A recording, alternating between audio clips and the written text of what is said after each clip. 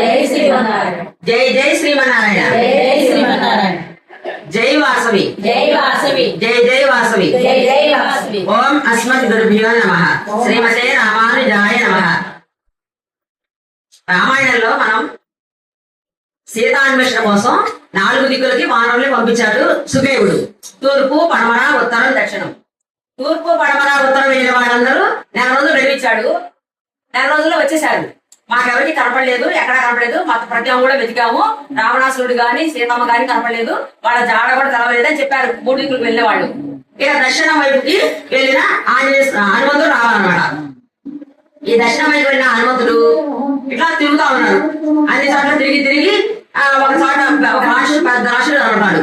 ఆ రాక్షసుడిని చూసి రావణాసురుడు అనుకుంటారు. అనుకుని అక్కడ పట్టుకొని కొట్టేసి చంపేస్తారు. అట్లా అన్ని చోట్ల తిరిగారు.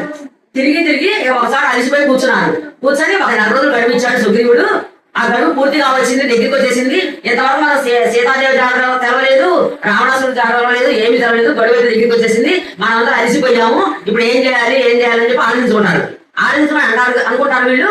ఇక నుంచి మనం ప్రయత్నం బాగా ఎక్కువ చేద్దాము. రాత్రి పూట నిద్రపోకుండా తిరుగుదాము, రేత్రి పగలు తిరుగుదాము. తిరిగి ఎట్లా అయినా సరే సీతమ్మ వారి జాగ్రత్త తెలుసుకోవాలి అని చెప్పి నిర్ణయించుకున్నారు. నిర్ణయించుకుని రాత్రి పూట నిద్రపోకుండా తిరగడం మొదలుపెట్టారు. అడవిలో తిరుగుతూ ఉన్నారు. అట్లా తిరుగుతూ ఒక అడవిలోకి వచ్చారు. ఆ అడవిలో అదంతా గొడ్డుమోత చెట్లు అన్నమాట. అన్ని ఒక చెట్టు కూడా పువ్వు లేదు, కాయ లేదు, పండు లేదు, ఒక సరస్సు లేదు, నీళ్లు లేవు. కనీసం పెద్ద పులి సింహాలే కాదు కదా, చిన్న చిన్న పక్షులు, పిట్టలు కూడా లేవు. ఒక్క పిట్ట కూడా అక్కడ అడవిలో లేవు. ఇదేంటి ఇంత అన్యాయంగా ఉంది ఈ అడవి అని వాళ్ళు తిరిగి తిరిగి వాళ్ళకి బాగా దప్పికైపోయింది. ఆకలైంది. తినడానికి పళ్ళు లేవు, తాగడానికి నీళ్లు లేవు. ఏంటి ఈ అడవి ఇలా ఉందని చెప్పి అనుకుంటే ఆ అడవిలో కండు మహర్షి అని ఒక ఆయన ఉండేవాడు. ఎదురికి ఆయన కొడుకు 16 ఏళ్ల వయసు కొడుకుని సరిపోతే ఆ అడవికి శాప పెట్టారట, ఇక్కడ ఏం ఉండకూడదని.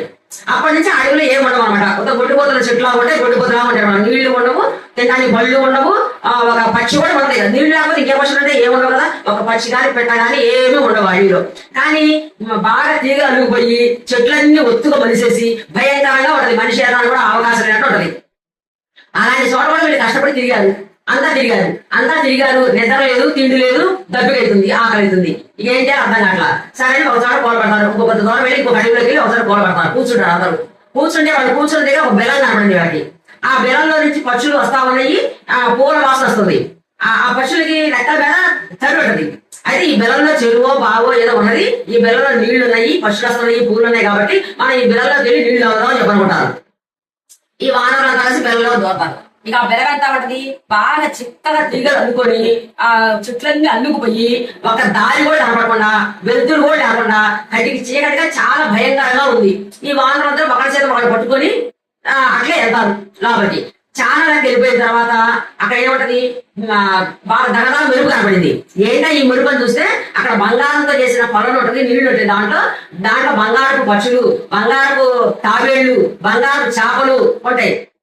పక్కనే ఒక పెద్ద భవనం, అదంతా కూడా బంగారంతో చేసిన భవనం. ఆ దర్వాజాలు, కిటికీలన్నీ కూడా వెండితో చేశారు. బంగారం కూర్చుని వేలాలు తీశారు. వజ్రాలు, మణులు, మాణిక్యాలు, రత్నాలతోటి గచ్చులు, గోడలు అన్ని బ్రహ్మాండంగా దేదీపమానంగా సూర్యులాగా వెళ్ళిపోతూ ఉంది ఆ భవనం. ఆ భవనం లోపల వెండి పాత్రలు, కంచు పాత్రలు, బంగారు పాత్రలు ఉన్నాయి. ఆ పాత్రలు నిండా తేనెలు, రసాలు, కళ్ళు, పళ్ళ రసాలు, అన్ని పళ్ళు, కూరగాయలు, దుంపలు, అన్ని తినే ఆహార పదార్థాలు మొత్తం ఉన్నాయి ఆ గిన్నె నిండా లోపల. అవన్నీ చూశారు వీళ్ళు. ఏంటి ఈ బెల్లం ఇంత ఇదిగా ఉంది, ఈ బెల్లం లోపల ఏంటి ఇంత బంగారం చేసి ఉంది, ఇదంతా రాక్షసమాయ, ఏమిటి అనుకుంటా ఉన్నారు ఈ వానరులు. అప్పుడే ఒక స్త్రీ, ఒక యోగిని లాగా తపస్వి లాగా ఉన్నది. ఆ ఒంటికేమో పిరిచర్మాలు కట్టుకుంది, పైనేమో లేడి తోడు కప్పుకుంది. ఆ స్త్రీ వచ్చింది. అప్పుడు ఆమె చూసి నమస్కరించారు ఈ వానరులందరూ. నమస్కరించి, అమ్మా మేము తెలవక దీంట్లోకి వచ్చాము, మాకు ఇక్కడ ఎట్లా ఉంటారు కూడా మాకు తెలియదు. మేము బెల్లంలోకి వచ్చి రావడం కూడా చాలా కష్టంగా వచ్చాము. ఒకరి చేపలు పట్టుకొని దారి తలపడం ఎట్లా కూడా వచ్చాము.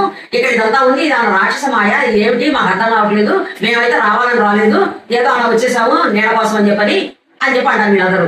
అయితే అప్పుడు ఆమె చెప్పుద్ది అనమాట, ఇది మయుడు అనేటువంటి ఒక అతను ఈ తపశక్తితోటి ఇదంతా సృష్టించాడు. హేమ అనే గంగాబాయి కన్యని ప్రేమించాడు ఆయన. అప్పుడు దేవేంద్రుడు తెలిసింది సంగతి. తెలిసి అతను వధించేశాడు మయుడిని. వధించేసి ఆ హేమకి ఈ భవనాన్ని ఇచ్చాడు. ఆమె యొక్క పరిసరాలు నేను, నా పేరు స్వయంప్రభ, నేను ఇక్కడ ఉంటాను, ఈ తపస్సు చేసుకుంటూ ఇది కాపాడుకుంటూ ఇక్కడ ఉంటాను, అప్పుడప్పుడు వాళ్ళు వచ్చి వెళ్తూ ఉంటారు అని చెప్పింది. మీరు ఆకలితో ఉన్నారు కదా, మిమ్మల్ని చూస్తే మంచిగా అనిపిస్తుంది నాకు, మీరు కావాల్సిన పళ్ళు తినేసి ఆ దంపళ్ళు అన్ని తినేసి ఆ నీళ్లు అవన్నీ మీరు తాగండి, మీరు ఎంతకాలం తినేసి అని చెప్పింది. సరే అని వీళ్ళంతా బాగా ఆకలితో దక్కుతున్నారు 2 రోజుల నుంచి.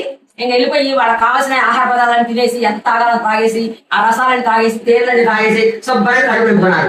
కడుపు నింపుకున్న తర్వాత అప్పుడు అడుగుదాం, ఇప్పుడు చెప్పండి మీరు ఎవరో, ఇప్పుడు ఇందాక మీరు ఆకలితో ఉన్నారు కాబట్టి ఆగలేదు నేను, ఇప్పుడు మీరు ఎవరో చెప్పండి అంటుంది. అమ్మ దశరథ మహారాజు అని చెప్పని అయోధ్య నగరాన్ని ఏలేవాడు దశరథ మహారాజు. ఆయనకి రామలక్ష్మణుడు 2 కొడుకులు. వాళ్ళ తండ్రి ఆజ్ఞ ప్రకారం వాళ్ళు అడవులకు వచ్చారు. వాళ్ళతో పాటు సీతాదేవి కూడా వచ్చింది. వాళ్ళు కన్నమ్మ తింటూ వాళ్ళ మానవులు వాళ్ళు ఉండగా రావణాసుడు వచ్చి సీతమ్మ వారిని ఎత్తుకెళ్ళిపోయాడు. అప్పుడు సీతమ్మ వారిని ఎత్తుకుంటూ వచ్చి మా వానరాజు అయినటువంటి సుగ్రీవుడితో స్నేహం కలిశారు రామలక్ష్మణులు. ఒకరికొకరు ప్రత్యుపకారం చేసుకున్నారు. అందుకని ఇప్పుడు మమ్మల్ని అందరినీ కూడా సీతాదేవిని వెతకడం కోసం వానరులందరినీ 4 దిక్కులకు కూడా ఒక్కో దిక్కు కొంతమంది వానరులు పంపించారు. మమ్మల్ని దక్షిణ దిక్కుకు పంపించారు. మేము దక్షిణ దిక్కుకు వచ్చి వెతుకుతున్నాము. అప్పుడు అక్కడ ఆహారం ఈ అడవిలో ఏమీ లేదు. 2 రోజులు మేము బస్సు నుండి చాలా అలసిపోయి ఉన్నాము. అప్పుడు ఇక్కడికి వస్తే నువ్వు ఆహారం పెట్టావు, ఇదమ్మా సంగతి. ఇప్పుడు మరి మాకు 1 నెల రోజులు గడువు దాటిపోయింది. మేము బెల్లంలోకి రాకముందే కొద్ది రోజులే ఉన్నది. బెల్లంలోకి వచ్చిన తర్వాత రోజులు దాటిపోయింది, 1 నెల రోజులు దాటిపోయి. ఇప్పుడు మరి మాకు బయటకు ఎట్లా మాకేం అర్థం కావట్లేదు అని చెప్పారు రావతలు. అయ్యా మీరందరూ మంచి శుభకార్యం కోసం, మంచి కార్యక్రమం కోసం, మంచి మనసుతో వచ్చారు కాబట్టి నేను మిమ్మల్ని బయటికి చేరుస్తాను. కానీ రావణాసురుడు జాడ సీత జాడ మాత్రం నాకు తెలియదు. నా తపశక్తితోటి మిమ్మల్ని బెల్లం బయటికి పంపిస్తా. సాధారణంగా ఎవరైనా ఈ బెల్లంలోకి వచ్చిన వాళ్ళు మరణించాల్సిందే తప్ప బయటికి వెళ్ళే అవకాశం లేదు. మీరు మంచి వాళ్ళు, మంచి కార్యక్రమం వచ్చారు కాబట్టి మిమ్మల్ని నేను నా తపశక్తితో బయటకు పంపిస్తా. కానీ మీరు కళ్ళు మూసుకోవాలి, కళ్ళు తెరిచి మాత్రం సాధ్యం కాదు అంటే. సరే వాళ్ళు కళ్ళు మూసుకుని కళ్ళు చేతులు పెట్టుకుంటారు వానరులందరూ. అప్పుడు ఒక్క క్షణంలో వీళ్ళని బయటికి పంపిస్తుంది. పంపించి ఇక్కడ పక్కనే ఇది వింజ పర్వతం, ఇదేమో ప్రసరణగిరి పర్వతం, ఇదేమో సముద్రం. ఇక మీరు ఎక్కడి నుంచి ఎక్కడికి వెళ్తారో మీరు వెళ్ళండి, నేను వెళ్ళిపోతున్నాను అని చెప్పి తను వెళ్ళిపోద్ది స్వయంప్రభ. ఇక వాళ్ళు ఏం చేయాలో అర్థం కాదు. వాళ్ళకి ఏం చేయాలో అర్థం కాక ఒకసారి కూర్చొని ఇప్పుడు ఎక్కడ వెతకాలి, గడువు కూడా దాటిపోయింది. అంగదుడు అంటాడు, ఇప్పుడు గడువు దాటిపోయింది, మనం వెళ్ళామనుకో మమ్మల్ని బతకనివాడు సుగ్రీవుడు చంపేస్తాడు. మరి ఇప్పుడు మన సీతమ్మని తీసుకెళ్తే గడువు దాటిపోయి పడాలి, కానీ మనం జాగ్రత్త తీసుకోలేదు. రాముడు సీత జాగ్రత్త తెలవదు, రావణాసుడు జాగ్రత్త తెలవదు, అసలు ఏమీ తెలవలేదు. ఇప్పుడు మనం ఏం చేయాలి, ఇక్కడే ప్రాయోపేషన్ చేసుకుందాము, ఎంత అవసరంగా వెళ్ళి ఆయన చేతులు చచ్చిపోవడం దీనికి, ఇక్కడ మన ప్రాణాలు ప్రాయోపేషన్ చేసుకుందాం అంటాడు అంగదుడు. అనేసరికి అందరూ తారుడు అనే ఒక వానరుడు అంటాడు, అట్లా కాదు మనము వెళ్ళకుండా కిష్కిందకి వెళ్ళకుండా మనం చావకుండా నేను ఉపాయం చెబుతాను, మనం అందరం మళ్ళీ ఈ బెలంలోకి వెళ్ళిపోదాం. ఈ బెలంలోకి వెళ్ళిపోతే ఈ బెలంలోకి ఎవరు రాలేడు. ఇంద్రుడు రాలేడు, రాముడు లక్ష్మణుడు రాలేడు, సుగ్రీవుడు రాలేడు. వాళ్ళు వచ్చినా మరణిస్తారు తప్ప బయటికి రాలేడు. అందుకే మనం బెలంలోకి వెళ్ళిపోయి చక్కగా కావాల్సినంత తేళ్లు, కావాల్సినంత ఆహార పదార్థాలు ఉన్నాయి, అన్నిటిని కూడా అక్కడ బతుకుతా ఉంటాడు. అప్పుడు హనుమంతుడు కల్పించుకొని మీరు మాట్లాడిన తప్పు ఇట్లా కాదు, మీరు బెలంలో దూరినా కూడా లక్ష్మణుడి శాతాలంటే ఏమి లేదు, ఒక బాణం వేసారంటే ఆ బెలాన్ని ఛేదించేస్తాడు, భూమిని తలకింద చేస్తారు వాళ్ళ శాతాలని ఏమీ లేదు. ఆయన సుగ్రీవుడు మీరు అనుకున్నంత ఇది ఏం కాదు, మీరు అనుకున్న దుర్మార్గుడు ఏం కాదు, ఆయన కూడా చాలా మంచివాడు మరి అని అంగదుడు చెప్తాడు. అంగదుడు అంటాడు, ఏం కాదు మా సుగ్రీవుడు మా నాన్న బాలి బతుకుండగానే బెడం నుంచి రాకూడదని చెప్పి పెద్ద రాయి పెట్టేశాడు. రాయి పెట్టేసి వెళ్ళి మా నాన్న యొక్క రాజ్యాన్ని, మా అమ్మని తామని అన్న బతుకుండగానే అన్న భార్యని ఉంచుకున్నాడు, అన్న బతుకుండగానే అన్న రాజ్యాన్ని లాక్కున్నాడు. అలాంటి వాడు నాకు పట్టాభిషేకం ఎందుకు చేశాడంటే రాముడు చేయమన్నాడు కాబట్టి పట్టాభిషేకం చేశాడు, యువరాజు పట్టాభిషేకం చేశాడు, అంతేగాని ఆయన ఇష్టం కొరకటి ఏం చేయలేదు. ఇప్పుడు నేను వెళ్ళాననుకో నన్ను చంపేస్తాడు, గ్యారంటీకి వంకతో తుద్దినాడు చంపడానికి, నన్నెందుకు ఆయన ఒప్పుకుంటాడు, రాముడి దయ వల్ల నేను యువరాజు అయ్యాను అని చెప్పాడు అన్నది. అని అంటే మిగతా వానరాలు కానీ అని దర్భాలని పలుచుకొని దర్భాల మీద కూర్చుంటాడు, నేను ప్రాయోగం చేసుకుంటానని. అనేసరికి మిగతా వానరులందరూ కూడా మేము కూడా ప్రాయోగం చేసుకుంటాం, నీతో పాటు మేము కూడా వెళ్ళాము కిష్కిందకి అని చెప్పి వానరందరూ కూర్చుంటారు. ఇదంతా కూడా సంపాతి అనే ఒక గ్రంథ, ఇదంతా కూడా విన్నది. అక్కడ ఒక గుహలో ఉన్నది, గుహలో చూసింది బయటికి చూస్తే అబ్బా నాకు ఎంత ఆహారం దొరికింది, ఎంతమంది ఆహారం దొరికారు, చక్కగా వీళ్ళంతా తిరిగేసి కొన్ని రోజుల పాటు నాకు ఆహారం లేకుండా పోద్దని చెప్పనుకున్నా ఆ గ్రంథ సంపాది అనుకొని యువతలు జరిగింది. యువతలు జరిగి వాడుతున్నది నన్ను కొద్ది యువతలు తీసుకురండి, మీరు నాకు రెక్కలు లేవు, నాకు రెక్కలు లేవు, మీరు కొద్ది యువతలు ఆగండి అని చెప్పండి. అనేసరికి వీళ్ళు అనుకుంటారు కదా, ఇగో మనం ఎక్కబోయి కింద దొరికినట్టు మనం చచ్చిపోవాలనుకున్నాం, ఈ గద్దసి మరి తినేస్తా ఉంటుంది, శుభ్రం భార్య బాధ్య ఎక్కడికే ఉంది, దానికన్నా ఆహారం లేదు, అక్కడికెళ్ళి సుగ్రీవుడితో చచ్చినాకనా ఇక్కడ నుండి చచ్చిపోయినాకనా దానికి ఆహారం అయితే కొంచెం పుణ్యమానం వస్తుంది. జటాయు అని ఒక అతను సీతాదేవి తీసుకెళ్తాంటే రావణుడు యుద్ధం చేశాడు, యుద్ధం చేసి ప్రాణం కోల్పోయాడు. మరి తర్వాత బాలి ప్రాణం కోల్పోయాడు. ఆ కైకమ్మ ఏమంటా వరాలు కోరిందో కానీ ఆ కైకమ్మ వరాలు కోరటం, వీడు అడవికి రావడం, రావణాసురుడు సీత ఎత్తుకోవడం, ఆ సీతాన్వేషణ కోసం ఎవరైనా చచ్చిపోతున్నారు. సీత కోసం పోటాడి జటాలు చచ్చిపోయాడు. ఆ సీతని జగడం కోసం అని చెప్పి వాలి చచ్చిపోయాడు, చంపేశారు వాలిని. రాముడేమో రాక్షసులు చంపేశాడు. ఇక ఇప్పుడు మనమేమో సీతాన్వేషణ కోసం వచ్చి మనం కూడా ఇక్కడ చచ్చిపోతున్నాం. ఎవరు బయలుదేరినా కూడా వాళ్ళు ప్రాణాలు వదిలేస్తున్నారు. ఇక మనం కూడా ప్రాణాలు వదిలేయటమే అని చెప్పాడు. ఈ జటాయు అనే మాట ఎప్పుడైతే విన్నాడో ఈ సంపాతి అదైతే ఉషా వచ్చేసింది. వచ్చేసి ఏంటి మీరు జటాయు అని మాట్లాడారు, జటాయు మా తమ్ముడే, మా జటాయు మీకు ఎక్కడ కనపడ్డాడు, ఎక్కడ చచ్చిపోయాడు, ఏం జరిగింది నాకు అదంతా చెప్పండి అని చెప్పి అడుగుతాడు. అయితే ఇక సీతాదేవిని తీసుకెళ్తానే జటాయు పోట్లాడితే అప్పుడు అతనికి రావణాసుడు చంపేశాడు. అప్పుడు రాముల వారు అతనికి మంచి సంస్కారం చేశారు. ఆ రాముల వారు చేశారు కాబట్టి ఆయన పుణ్యలోకి వెళ్ళిపోతాడు అని చెప్పని చెప్తాడు. ఓహో జటాయు మా తమ్ముడేనయ్యా, మరి నాకు తెలవదు ఇన్నాళ్ళ నుంచి. ఆ వీరకథ ఏంటంటే ఈ సంపాతి జటాయు స్టోరీ ఏంటంటే వీడు చిన్నప్పుడు బాగా బలంగా వీళ్ళకి బాగా రెక్కలు ఉండేవి, బాగా వేగం ఉండేది వీళ్ళకి. ఆ వేగంతో వీళ్ళు గరుత్మంతకి ఎంత వేగం ఉందో అంత వేగం ఉండేది వీళ్ళకి, ఈ జటాయుకి సంపాతికి. అయితే వీళ్ళు పొగరగా గర్వం ఉండేవాడు, మాకు ఇంత వేగం ఉంది, మేము ఇంత బలవంతుడు పొగరగా ఉండేవాడు. ఇప్పుడు వీళ్ళిద్దరు పోటీ పెట్టినారు.